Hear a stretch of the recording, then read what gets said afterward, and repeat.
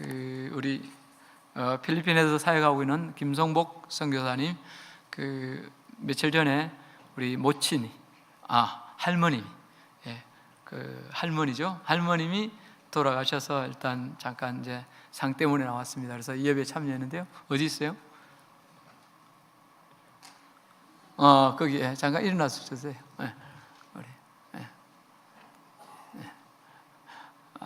우리 힘차게 우리 환영하겠습니다.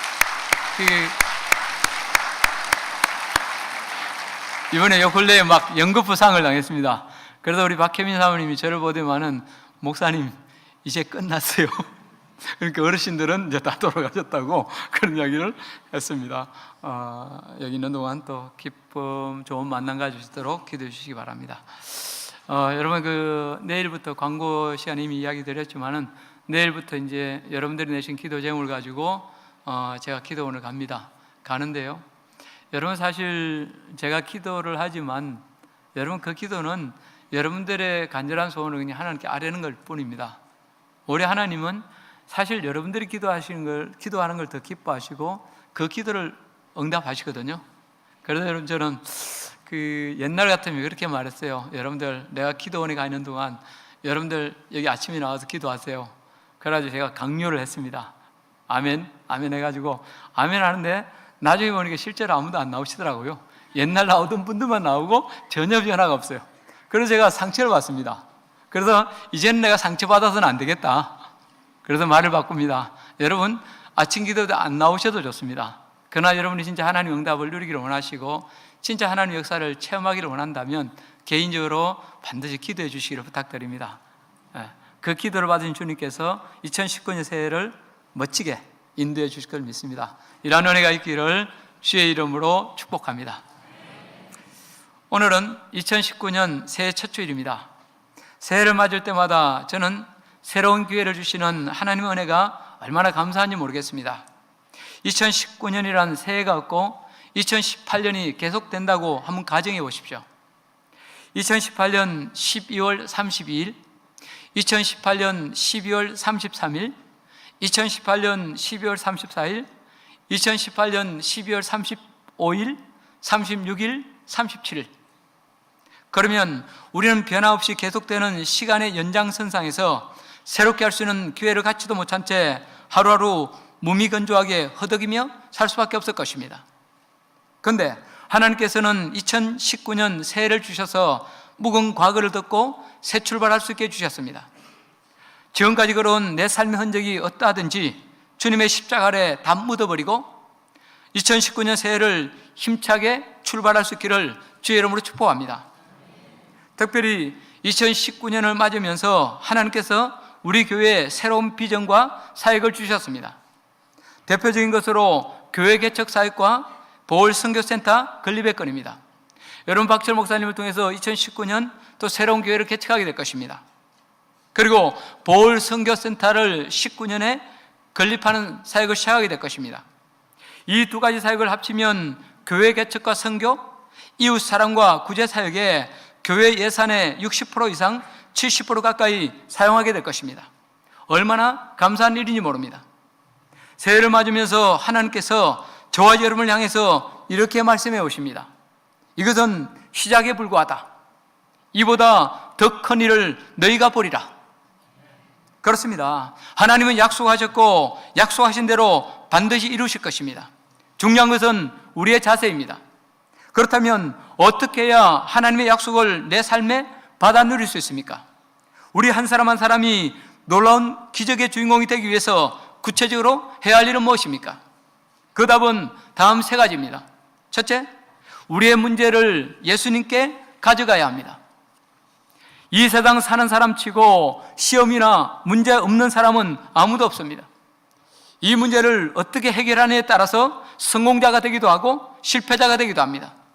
그렇다면 그리스도인으로서 내게 닥친 문제나 시험거리를 성공거리로 바꿀 수 있는 비결이 무엇입니까? 여러 가지 해결책이 있을 수 있지만 첫 번째 비결은 그 문제를 예수님 앞에, 예수님께 가지고 나오는 것입니다. 사랑하는 성도 여러분, 여러분은 신앙생활을 언제 어떻게 시작하셨습니까? 대부분이 다음 둘 중에 하나일 것입니다. 첫째는 모태신앙입니다. 부모님이 믿으니까 어려서부터 자연스럽게 교회를 다닌 경우입니다. 두 번째는 인생의 위기에 부딪혀서 그 문제를 해결해 보고자 교회를 나온 경우입니다. 물론 교인들의 전도와 권유로 나온 분들도 있을 수 있고요. 내 문제를 해결하기 위해서 나온 분들은 대개 교회에 나가기만 하면 내 문제가 해결되겠지 하는 막연한 기대감을 가지고 교회를 출석합니다. 그런데 막상 교회 나와보니까 하나님이 잘 안 보입니다. 아니, 예수님도 잘 안 보입니다. 대신 누가 보입니까? 이 앞에 서 있는 목사가 보입니다. 성가대도 보이고 집사님도 보이고 장로님이 보입니다. 그리고 교회에 조금씩 정착하면서 내 문제들을 내놓고 기도를 부탁합니다. 그러면 나를 아끼는 믿음의 친구들, 집사님들, 사역자들이 나를 위해 기도하기 시작합니다. 얼마나 고마운 일인지 모릅니다. 그러나 문제가 있습니다. 목사님, 간사님, 집사님들이 간절한 기도에도 불구하고 내 사정이 별로 나아지지 않는 것입니다. 변화가 없는 것입니다. 여러분도 그런 체험을 많이 해보셨죠? 성경에도 여러분 이런 예가 나옵니다. 마태복음 17장에 나오는 간질병 걸린 아들을 둔 아버지의 경우입니다. 그 아버지는 간질 증세로 불에도 넘어지고 물에도 넘어지는 아들의 병을 고치기 위해서 예수님의 제자들을 찾아옵니다. 제자들은 그 아이의 병을 고치기 위해서 여러 가지 방법을 시도해 봤습니다. 그러나 아이는 전혀 차도가 없습니다. 그때 실망한 아버지가 여러분 뭐라고 말합니까? 마태복음 17장 16절입니다. 같이 한번 읽어보겠습니다. 내가 주의 제자들에게 데리고 왔으나 능히 고치지 못하더이다. 이 말씀을 조금 더 우리 식으로 해석하면 이렇게 말할 수 있습니다. 목사님이 기도해도 안 되고 집사님들이 기도해도 별 수가 없습니다. 우리 집안 형편이 조금 더 나아지지 않습니다. 그러니 어쩌면 좋습니까? 여러분, 이 정도면 포기하고 돌아갈 만합니다. 또 실제로 이 단계에서 믿음을 포기하는 사람들이 의외로 많이 있습니다. 기도하면 다 들어준다고 해서 왔는데 기도해도 별 수 없구만. 목사의 말을 들어봐도 별 뾰족한 수가 없기는 마찬가지하며 교회를 떠나버립니다. 그런데 흥미로운 것은 여러분 이 아버지의 태도입니다. 그는 제자들에게 낙심하면서도 별 고칠 가능성이 없다고 생각하면서도 그 현장을 떠나지 않습니다. 주님 오실 때까지 끝까지 기다리며 버팁니다. 그랬더니 그 현장에 누가 나타났습니까? 예수님입니다. 끝까지 버틴 그에게 마침내 예수님 오셔서 그 소원을 들어주십니다. 그래야 그 아들은 간질병에서 노연할 수 있었습니다. 여러분, 사실 예수님을 믿고 따르는 길은 그저 평탄하고 좋은 일만 있는 것이 아닙니다. 여러 가지 어려움이 닥쳐올 수 있습니다. 지금까지 살아온 삶의 방향을 송두리째 바꾸는 고통이 올 수도 있습니다. 잘못된 삶의 모습과 죄를 끊어야 하는 단절의 아픔이 있을 수도 있습니다. 그러나 이런 고난과 시련이 온다고 해서 낙심해서는 안 됩니다. 금방 기도 응답이 오지 않는다고 해서 포기하거나 돌아서선 더더욱이 안 됩니다. 왜 그렇습니까? 내 문제를 예수님께 내맡기고 내 문제를 예수님께 기도하고 조금만 더 인내하면, 조금만 더 버티면 마침내 예수님 우리를 찾아와 주시기 때문입니다. 마침내 응답해 주시고 크신 능력과 은총으로 역사해 주시기 때문입니다. 그런데 우리 가운데 그 순간 그 간격을 버티지 못해서 뒤로 물러나고 믿음을 버린 사람 얼마나 많은지 모릅니다. 거듭 말씀드리지만 문제 해결자는 제자들이 아닙니다. 목사도 아닙니다. 신령한 기도원의 원장도 아니고 장로나 집사도 아닙니다. 문제의 진정한 해결자는 예수 그리스도이십니다. 그러므로 우리는 언제나 예수님을 바라보고 예수님께 내 문제를 가지고 나와야 합니다. 그래야 해결의 실마리가 풀리고 길이 열리게 됩니다. 그러면 집사는 무엇이고 간사는 무엇이고 목사는 무엇입니까? 그들은 여러분을 예수 그리스도 앞으로 인도하는 자들입니다. 사람들의 시선을 끊임없이 예수님을 향하게 하므로 길이요 진리요 생명 되신 예수 그리스도를 만나도록 돕는 사람입니다. 사랑하는 성도 여러분, 산 믿음의 사람 되기를 원하십니까? 죽은 믿음이 아니라 살아있는 믿음의 소유자 되기를 원하십니까? 내 문제가 진짜 해결되고 약속하신 기적을 체험하기를 원하십니까? 그렇다면 이 질문을 여러분 스스로에게 한번 던져보시기 바랍니다. 예수님이 진짜 내 주인이시고 하나님이신가? 그렇다면 나는 지금까지 얼마나 진지하게 예수님을 찾고 예수님 앞에 나아가는, 예수님 앞에 내어놓는 그런 삶을 살았는가? 여러분, 우리의 주인 되시며 구원자 되신 주님께서 직접 말씀해 오십니다. 이사야 55장 1절 2절 말씀입니다. 같이 한번 읽어보겠습니다. 오호라 너희 모두 목마른 자들아 물로 나아오라. 돈 없는 자도 오라. 너희는 와서 사 먹되 돈 없이 값 없이 와서 포도주와 젖을 사라. 너희가 어찌하여 양식이 아닌 것을 위하여 은을 달아주며 배부르게 하지 못할 것을 위하여 수고하느냐. 내게 듣고 들을지어다. 그리하면 너희가 좋은 것을 먹을 것이며 너희 자신들이 기름진 것으로 즐거움을 얻으리라. 아멘. 여러분 물어봅시다. 여러분 여기서 이 말씀에서 핵심 단어 하나를 찾는다면 그 핵심 단어가 뭐죠? 핵심 단어. 갑자기 침묵. 사실 찾기가 쉽지 않습니다. 근데 여러분 이 원어적으로 살펴보면 여기서 핵심 단어는 뭐냐면 내게라는 단어입니다. 내게. 나에게라. 그렇죠? 이 내게라는 단어입니다. 제가 한번 풀어보겠습니다. 오라 너희 목마른 자들아 물을 위해 내게 나오라. 돈 없는 자도 내게 오라. 너희는 내게 와서 사 먹되 돈 없이 값 없이 내게 와서 포도주와 젖을 사라.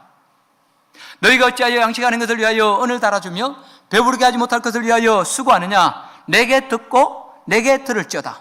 그리하면 너희가 좋은 것을 먹을 것이며 너희 자신이 기름진 것으로 즐거움을 얻으리라. 그렇습니다. 여러분 여기서 핵심적인 단어는 바로 내게입니다. 여러분 우리의 희망이 누구입니까? 우리의 만족과 배부름이 누구입니까? 우리의 구원, 우리의 치료가 누구로부터 옵니까? 내 삶의 능력과 성취를 누가 주십니까? 그것은 바로 예수님, 오직 예수 그리스도이십니다.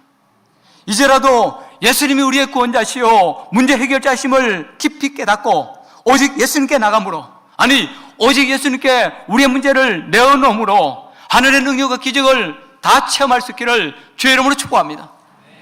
두 번째로 큰 믿음으로 예수님을 붙잡아야 합니다. 미 항공우주국 나사죠. 이 나사에 제임스 레버룩이라는 지구과학자가 있었습니다. 무신론자인 그는 가이아 가설이라는 학설을 발표해서 학계에 큰 주목을 끈 바 있습니다. 그는 자기 논문을 통해서 다음과 같은 두 가지 결론을 내리고 있습니다. 첫째, 과학적으로 볼 때 이 지구는 도저히 사람이 살 수 없는 곳이라는 것입니다. 두 번째로, 그럼에도 불구하고 사람이 사는 것은 인간의 지성이 미치지 못하는 어떤 굉장한 존재가 있어서 사람이 살아갈 수 있도록 지구의 조건과 환경을 조절하고 있다는 것입니다.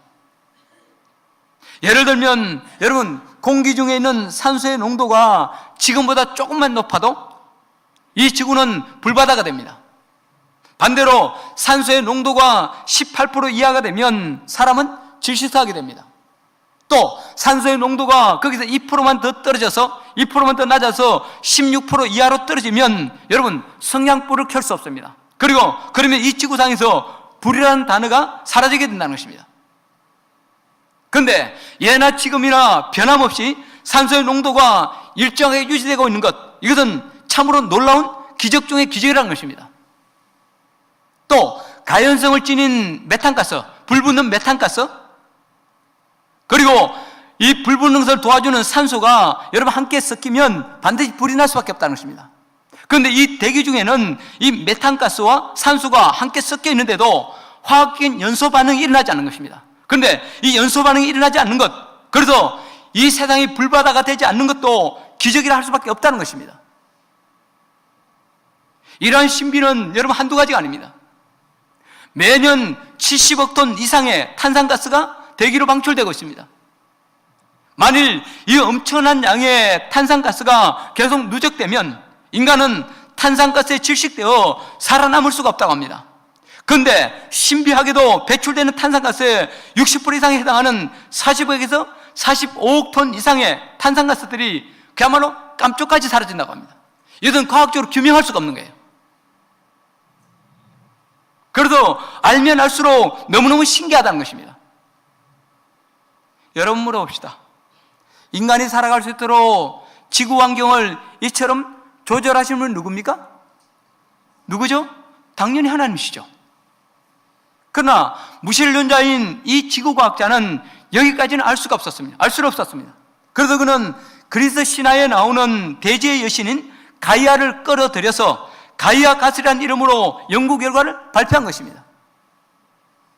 여러분, 우리가 조금만 생각해봐도 그가 내린 가이아 가스라는 결론이 얼마나 궁색하고 어이가 없습니까? 과학자들은 초월적인 존재가 있다는 것, 그 절대적 존재에 의해서 이 지구와 우주가 운행되어지고 질서지어진다는 것을 누구보다도 잘 압니다. 왜냐하면 이러한 절대적 존재가 없으면 여러분 이 지구가 원칙에 살아갈 수가 없기 때문에, 그럼에도 불구하고 하나님을 인정할 수 없기 때문에, 아니 하나님을 부인하기 때문에 신화 속에 여신의 이름을 끌어들이면서까지 하나님을 부인하고 있는 것입니다. 이 시간 저는 여러분들에게 한번 물어보고 싶습니다. 여러분, 이 세계를 누가 창조하셨습니까? 누가 이 지구와 우주를 이토록 정밀하게 조절하시고 운행하십니까? 누가 우리의 생명을 주관하시고 누가 우리에게 호흡과 연한을 주십니까? 성경은 분명하게 선포합니다. 태초에 하나님이 천지를 창조하시니라. 또 여러분 히브리서 11장 6절에서는 뭐라고 말씀하고 있습니까? 같이 읽어보겠습니다. 믿음이 없이는 하나님을 기쁘시게 하지 못하나니 하나님께 나아가는 자는 반드시 그가 계신 것과 또한 그가 자기를 찾는 자들에게 상 주시는 이심을 믿어야 할지니라. 그렇습니다, 여러분. 이 세상에서 제일 불쌍한 사람이 누굽니까? 그는 믿음이 없는 사람입니다. 이처럼 복된 약속의 말씀이 있음에도 불구하고, 이처럼 분명한 하나님의 선포에도 불구하고 그저 눈에 보이는 세계가 전부인 줄 알고 그 속에서 허우적거리며 살아가는 사람들입니다. 또 하나님께서 우리에게 죄사함과 영생, 천국을 주셨음에도 불구하고 그 은혜의 세계를 알지 못한 채 허무하게 살다가 영원한 어둠 속으로 떨어지는 자들입니다. 믿음이 없이는 하나님의 능력을 체험할 수 없습니다. 따라서 하나님께 나아가는 사람은 하나님의 존재와 능력을 믿어야 하고 하나님께서 내 기도를 들어주신다는 확신이 있어야 합니다. 나는 할 수 없지만, 내 힘으로는 안 되지만 예수님은 하실 수 있습니다. 여러분 야곱을 보세요. 야곱이 외삼촌 라반의 집에서 가축을 칠 때 그와 고용계약을 맺은 적이 있습니다. 세상적인 관점으로 볼 때 야곱은 망할 수밖에 없는 절대로 불리한 고용계약을 맺었습니다. 세상의 경제 논리로 본다면 이 야곱은 그야말로 바보 천치였습니다. 그런데도 야곱이 이처럼 불리한 계약을 맺을 수 있었던 것은 그에게는 하나님을 신뢰하는 믿음이 있었기 때문입니다. 다시 말해서 어떤 환경 속에서도 하나님이 함께 하시며 형통케 해주심, 복 주심을 믿었기 때문입니다.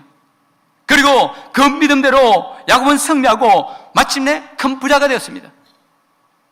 여러분, 믿음이 없이는 하나님을 기쁘게 해드릴 수가 없습니다. 어떤 이적도 놀라운 기사도 행할 수 없습니다.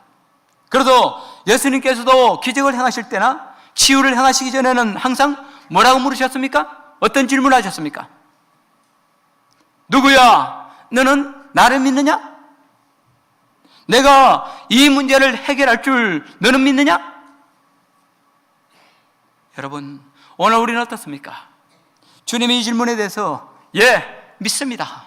주님 확실히 행하실 수 있습니다. 그런 믿음이 있습니까? 여러분, 제자들을 다시 한번 보십시오. 예수님의 제자들은 믿음이 없는 사람들이 아닙니다. 그러나 그들은 간질병 걸린 아이를 고치지 못했습니다. 오히려 하나님으로부터 병 고치는 은혜를 받았습니다. 은사를 받았음에도 불구하고 믿음의 역사를 일으키는데 실패했습니다. 우리는 이 점을 어떻게 이해해야 합니까? 믿는 자가, 아니 특별히 병 고침 은사를 받은 자가 어떻게 믿음의 역사를 일으키는데 실패할 수 있단 말입니까? 이에 대한 예수님의 대답은 아주 분명합니다. 이는 너희 믿음이 작은 까닭이니라. 여기서 예수님은 제자들의 믿음이 작다고 말씀하십니다. 성경을 자세히 보면 예수님께서는 믿는 자와 믿지 않은 자를 구분하십니다. 불신자들에 대해서는 믿음이 없는 세대, 세상에 속한 자라고 그런 표현을 쓰십니다. 그러나 제자들에 대해서는 믿음이 없다고 하지 않으시고 다만 믿음이 작다고 말씀하십니다. 여러분, 여기서 우리는 중요한 교훈을 한 가지 깨달을 수 있습니다.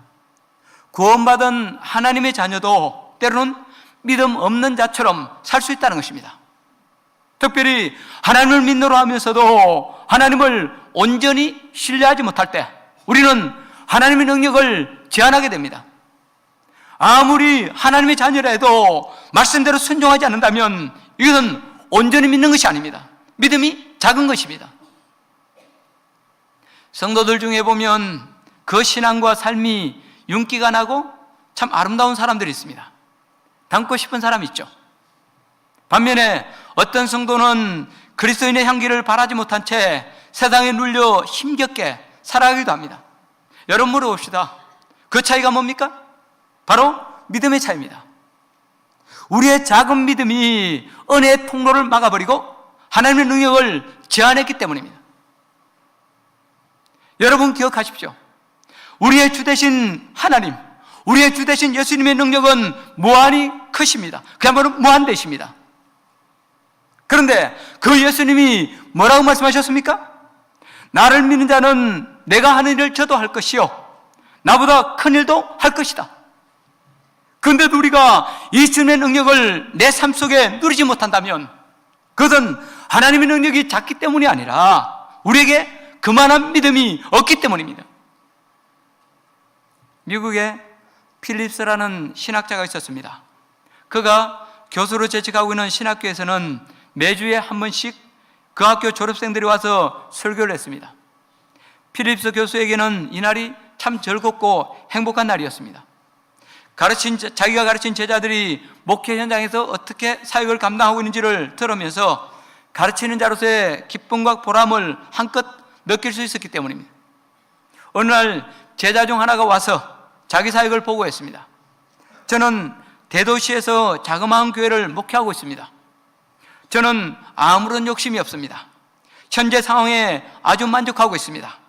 저는 지금까지 하나님이 맡겨주신 양무리와 함께 즐겁고 편하게 목회해왔고 앞으로도 그럴 것입니다. 예배가 끝난 후 그 제자가 필립스 교수를 찾아갔습니다. 그런데 스승의 표정이 영 이상했습니다. 뭔가 언짢은 듯한 표정을 짓고 있었습니다. 그래서 물었습니다. 교수님, 제 설교에 무슨 잘못이라도 있었습니까? 그러자 교수가 말했습니다. 욕심이 없는 것까지는 좋은데 자네는 의욕도 없어. 한마디로 자네의 하나님은 너무 작아. 그렇습니다, 여러분. 우리가 믿는 하나님은 상천하지에 가장 높고 존귀하신 분입니다. 우리가 그 어떤 것을 구해도 응답해 주시는 가장 크고 부자이신 분입니다. 그리고 믿는 저와 여러분은 그 하나님의 자녀요, 그 상속자들입니다. 그런데 우리는 이 사실을 바로 깨닫지 못하고 그야말로 신앙의 소시민으로 살아오고 있지 않습니까? 하나님 주신 영광을 바라보지 못하고 땅만 바라보며 늘 염려하고 근심하며 그렇게 하루하루 전전긍긍하고 있지 않습니까? 사랑하는 성도 여러분, 이 시간 내 믿음을 다시 한번 정직하게 점검해 보시기 바랍니다. 내가 믿는 하나님은 과연 어떤 분입니까?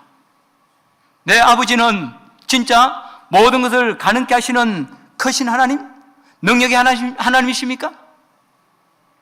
그래도 능력 주신 자 안에서 내가 모든 것을 할 수 있다라고 여러분 바울처럼 고백할 수 있습니까? 그런 말씀드립니다. 믿노라 하면서도 하나님의 능력이 나타나지 않는 것은 하나님이 작기 때문이 아니라 내 믿음이 작기 때문입니다. 하나님을 온전히 신뢰하지 못하기 때문입니다. 이제라도 내 작고 좁아 터진 이 가슴을 크게 넓히시기 바랍니다. 큰 믿음 가지시기 바랍니다.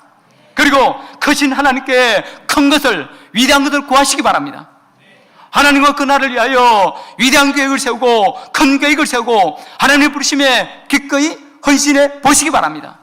그러면 믿음대로 되는 놀라운 역사가 저와 여러분의 생애 속에 실제로 나타나게 될 것입니다. 이 은혜의 주인공 다 될 수 있기를 주의 이름으로 축복합니다. 세 번째로, 하나님께 두 손을 들고 항복해야 합니다. 세상 살면서 사람들이 가장 싫어하는 것이 있다면 누군가 앞에 무릎을 꿇고 항복하는 것입니다. 고대 전쟁 영화들을 보면 용감한 장수들은 적장 앞에 무릎을 꿇기보다는 차라리 죽음을 택하는 것을 볼 수 있습니다. 그리고 우리는 그런 장면을 볼 때마다 죽음으로 지조를 지키는 그 장수의 결단 앞에 마음이 숙연해지곤 합니다. 그런데 놀라운 역설이 있습니다. 세상에서 항복하면 노예가 되고 빼앗기고 결국 망하고 맙니다. 그래서 어느 나라든 항복하지 않으려고 죽기 살기로 싸우는 것입니다. 그러나 신앙의 세계는 여러분 다릅니다. 우리가 하나님께 항복하면 할수록 더 큰 하나님의 능력을 체험하고 더 큰 일을 이루며 더 놀라운 승리자, 개선장군이 될 수 있습니다. 이러한 예를 우리는 열왕기하 5장에 나오는 아람의 군대 장관 나하만의 삶에서 잘 볼 수 있습니다. 당시 나하만은 이스라엘 위에 군림하던 아람, 이 시리아의 군대 장관으로 왕의 신임과 총애를 한 몸에 갖고 있었습니다. 그런 그가 자신의 문둥병을 고쳐보겠다고 왕의 친서를 찌는 채 이역만리 엘리사를 찾아왔습니다. 그런데 막상 엘리사 선지자는 어떻게 행동합니까? 콧배기도 내보이지 않은 채 종을 보내서 요단강물에 7번 몸을 담그시오, 그것만 전달하고 맙니다. 여러분, 이때 나하만의 기분이 얼마나 상했겠습니까? 그의 자존심 또한 얼마나 큰 상처를 입었겠습니까? 아무리 하나님의 선지자라도 그렇지 지배국인 아람의 군대 장관, 그것도 왕당하는 근세를 가진 그 군대 장관을 어떻게 그처럼 무례하게 대할 수 있단 말입니까? 그래서 나하만은 화를 벌컥 내며 당장 시리아로 돌아가고자 했습니다. 강물이라면 아람에 더 크고 깨끗한 강들이 많은데 내가 왜 이 더러운 요단강에 몸을 담가야 한단 말인가 하며 흥분하며 길길이 뛰었습니다. 여러분, 여기서 나하만은 하나님께 항복할 것인가, 아니 하나님 말씀에 항복할 것인가, 아니면 자신의 자존심을 지킬 것인가 선택의 갈림길에 섰습니다. 그런데 이 선택의 기로에서 나하만은 결국 하나님께 항복하는 길을 선택합니다. 그래서 선지자 엘리사의 말대로 요단강에 내려가 7번 몸을 담갔습니다. 그 결과 나병이 깨끗하게 치유되고 하나님이 유일한 하나님이심을 알므로 그 영혼이 구원 얻는 놀라운 기적까지 체험할 수 있었습니다. 여러분, 또 베드로는 어떻습니까? 그는 예수님의 제자라고 하면서도 실상은 자기가 주인되어 자기 욕망을 쫓는 삶을 살았습니다. 그래서 그의 기대와는 달리 예수님이 십자가에 달리실 때, 십자가 질 때 그는 3번이나 예수님을 부인하고 말았습니다. 그 결과 베드로는 제자로서도 인간적으로도 실패한 인생의 전형이 되고 말았습니다. 그런데 부활하신 예수님께서 그를 찾아가셔서 다시 사도로, 제자로 세우십니다. 그때 예수님이 베드로에게 결론적으로 주신 말씀이 무엇입니까? 요한복음 21장 18절입니다. 같이 읽어보겠습니다. 내가 진실로 진실로 내게 이르노니 내가 젊어서는 스스로 띠띠고 원하는 곳으로 다녔거니와 늙어서는 내 팔을 벌리리니 남이 내게 띠띠우고 원하지 아니하는 곳으로 데려가리라. 그렇습니다. 베드로를 사도로 다시 세우시면서 하신 말씀이 뭡니까? 네가 지금까지는 네 멋대로 잘 살았다. 그러나 이제는 너 팔 벌려야 한다. 그렇죠? 팔 벌려야 한다. 여러분, 여기서 강조점이 뭡니까? 누구든지 하나님께 쓰임받는 인생이 되기 위해서는 팔을 벌려야 한다는 것입니다. 그렇다면 팔을 벌린다는 것은 무슨 뜻입니까? 한마디로 항복한다는 뜻입니다. 두 손 두 발 다 들고 주님, 졌습니다. 이제 저는 주님의 종이오니, 주님의 노예이오니 주님 뜻대로 처분하십시오 하는 것입니다. 그리고 베드로가 이처럼 두 손 들고 죽게 항복했을 때 하나님께서는 그처럼 형편없는 베드로를 인류 역사의 물줄기를 바꾸는 위대한 일꾼으로 사용하셨습니다. 여러분, 이것이 기독교의 역설이요 우리 그리스도인의 삶입니다. 지금까지 이루어진 세계 역사를 쭉 훑어보십시오. 위대한 역사의 순간, 아니 역사의 위대한 변화는 거의 다 하나님께 항복한 자들의 헌신으로 이루어진 그런 것이라 해도 과언이 아닙니다. 교회 안에서도 마찬가지입니다. 여러분, 교회 온갖 좋은 사역들, 아름다운 결실들은 하나님께 항복한 자들의 헌신과 순종에 의해서 이루어진 것입니다. 비방자요 핍박자였던 사울이 하나님께 항복하고 바울이 됐을 때 생명을 살리는 이 복음이 유대를 넘어서 온 세계로 확장되는 엄청난 역사를 가져왔습니다. 대학 교수요 신학자였던 마틴 루트가 하나님께 항복하고 진리를 따르는 순간 사람들이 중세의 암흑에서 깨어나서 새로운 생명과 자유를 얻게 되었습니다. 이 종교개혁을 계기로 서구 사회 속에 진정한 휴머니즘이 뿌리를 내릴 수 있게 되었습니다. 영국의 윌버포스가 하나님께 두 팔을 벌리고 항복했을 때 수많은 흑인 노예들이 해방되어서 인간다운 삶을 찾는 놀라운 역사가 일어났습니다. 또 토마스 선교사나 언더우드, 아펜젤러 등 수많은 선교사들이 하나님께 두 손 들고 항복했을 때 어둠과 절망의 이 땅이 생명의 빛, 복음의 빛으로 비치기 시작했습니다. 그 결과 우리나라가 이처럼 놀라운 발전과 기적을 이루게 되었습니다. 여러분, 이뿐만이 아닙니다. 조금만 세밀하게 살펴봐도 지금 주위에서 일어나는 생명의 아름다운 역사들, 아름다운 변화 속에는 언제나 하나님께 항복한 자들의 헌신과 순종이 있음을 우리는 볼 수 있습니다. 제가 아는 한 성도분이 있었습니다. 그는 지금 서울의 큰 교회에서 안수집사로 섬기고 있는데 일본에서 대학원까지 나온 인텔이었습니다. 학식도 있는 데다가 돈도 많아서 부러울 것이 전혀 없었습니다. 주위에서 교회를 나가자고 하면 이런 지하에 거절하고 오히려 교회 다니는 사람들을 무시하고 비웃었습니다. 그가 볼 때는 교회가 하는 일이 너무 어리석어 보였고 교회는 주로 가난하고 무식한 자들만 가는 곳으로 보였기 때문입니다. 그런데 이들 부부간에 문제가 생겼습니다. 갈등의 골이 깊어지면서 파혼 직전까지 갔습니다. 그런데 해결책이 없었습니다. 괴로움을 견디다 못한 그는 어느 수요일 저녁 자기도 모르는 사이에 교회를 찾아갔습니다. 거기서 말씀을 듣는 가운데 큰 은혜와 위로를 받았습니다. 그리고 자신이 얼마나 잘못된 생각에 얽매여 살았는지를 새삼 깨닫고 눈물을 흘리며 하나님께 회개했습니다. 그때부터 이 집사님은 예배란 예배는 빠지지 않고 다 참여했습니다. 새벽마다 하나님께 간절히 부르짖었습니다.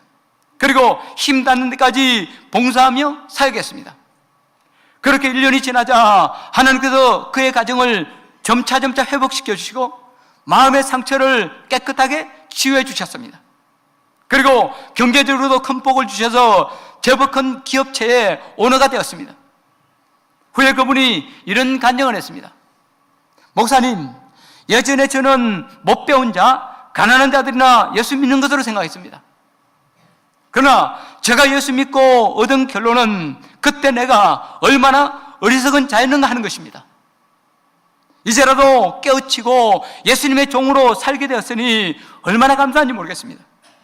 내가 평생 땀 흘려 노력하는 것보다 주님께서 단 한순간만 저를 위해 일하시면 더 큰일을 이룰 수 있음을 그때는 왜 몰랐는지 모르겠습니다. 여러분, 생각해 보십시오. 예수 믿는 것은 가난한 자, 못 배운 자들만 가는 거로 생각했는데 이제는 뭡니까?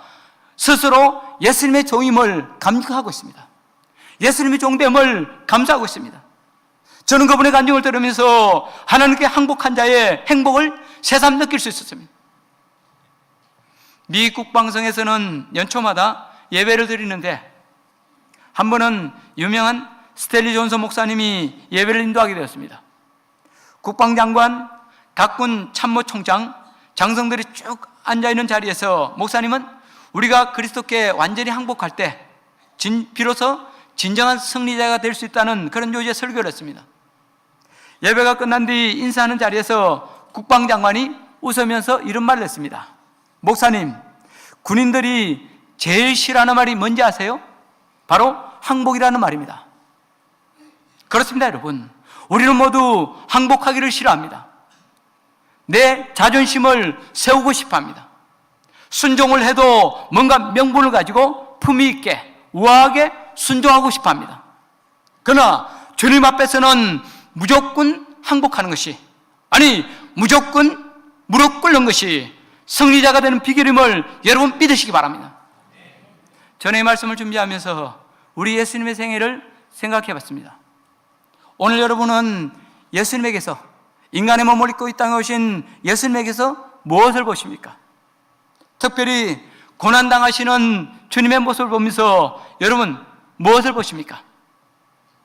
대제사장의 종들에게 힘없이 끌려가시는 예수님의 모습에서 여러분은 무엇을 보십니까?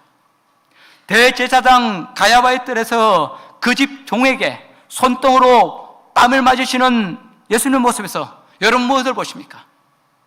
빌라도의 뜰에서 가시관을 쓰신 채 채찍으로 맞으시고 갖은 조롱과 침뱉음을 받으시는 예수님의 모습에서 여러분 무엇을 보십니까? 너무 심한 고문을 당해서 골고다까지 십자가 지고 가지 못하시고 세 번이나 쓰러지신 예수님의 모습에서 여러분은 무엇을 보십니까? 그리고 십자가 위에서 두 팔을 딱 벌린 채 그야말로 힘없이 죽어가시는 예수님의 모습에서 여러분은 무엇을 보십니까? 아니 무슨 소리를 들으십니까? 항복, 항복, 항복. 하나님 아버지 항복합니다. 아버지의 뜻이라면 죽기까지, 아니 지옥 가기까지라도 항복합니다 외치시는 우리 예수님의 피 맺힌 절규를 여러분 듣지 않으십니까?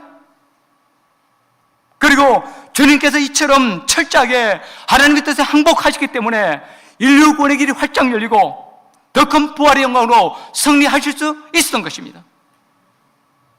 사랑하는 성도 여러분, 우리가 부활로 승리하신 주님을 따르려면 이제라도 예수님께 복종해야 합니다. 인생의 진정한 승리자가 되고 하나님의 영광에 이르려면 이제부터라도 두 손 번쩍 들고 주께 항복해야 합니다. 그것도 어쩌지 못해 억지로 하는 것이 아니라 기꺼이 자원하여 항복해야 합니다. 정 안 되면 여러분 항복하는 신용이라도 하시기 바랍니다. 그러면 하나님께서 우리 항복을 가장 영광스러운 만세로 바꿔주십니다. 항복이 만세가 되고 승리가 되게 주시는 것입니다. 한 설교자는 우리가 주 앞에 항복할 때 하나님께서 우리에게 4가지 P를 주신다고 그렇게 말했습니다. 첫째는 pardon, 용서입니다. 둘째는 purpose, 목적, 비전입니다. 세 번째는 peace, 평화입니다. 그리고 네 번째는 power, 힘, 곧 능력입니다. 이제 결론을 맺고 싶습니다. 저는 고등학교 다닐 때 여러분 그 가정 형편이 좀 안 좋았습니다. 그래서 사실 등록금을 낼 처지가 안 되기 때문에 학교를 이제 휴학할 수밖에 없는, 사실은 퇴학이죠.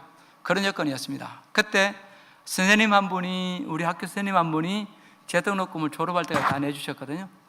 근데 그분은 저는 문과고 그분은 이과를 담당하는 선생님이시기 때문에 저를 한 번도 개인적으로 만나거나 또 저를 가르치신 적이 전혀 없으신 분입니다.